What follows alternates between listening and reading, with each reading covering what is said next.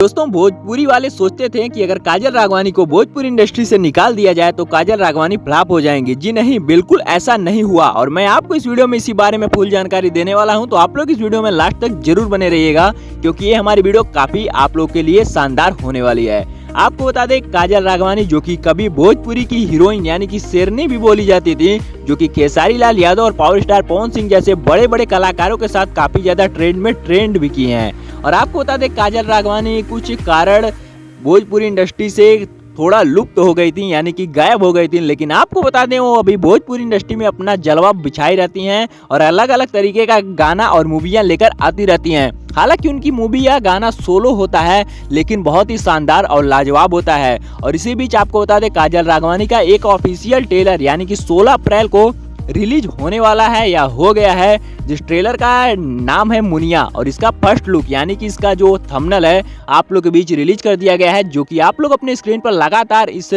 तस्वीर को देख सकते हैं। और आप लोग बताइएगा हमें नीचे कमेंट बॉक्स में कि काजल राघवानी की मूवी आपको कैसी लगती है। और इस मूवी में इनके साथ पुराने किरदार निभाने वाले अच्छे एक्ट्रेस भी हैं। मनोज सिंह टाइगर जैसे बड़े बड़े कलाकार भी आप लोग को इस मूवी में नजर आएंगे। और काजल राघवानी का इसमें अलग अलग तरीके का लुक आप लोग को नजर आएगा। तो आप लोग इस मूवी का ट्रेलर जाके जरूर देखिएगा और हमें नीचे कमेंट में बताइएगा कि आपको ये मूवी कैसी लगी। और इस मूवी का ट्रेलर भोजपुरी सिनेमा के चैनल से रिलीज किया जाएगा। तो आप लोग फटाफट से जाके इस मूवी का फुल आनंद जरूर उठाइएगा और हमें नीचे कमेंट में बताइएगा कि आप लोग को काजल राघवानी की मूवी कैसी लगी। और अगर आपको ये मूवी पसंद आई हो तो लाइक शेयर सब्सक्राइब करना बिल्कुल भी मत भूलिएगा।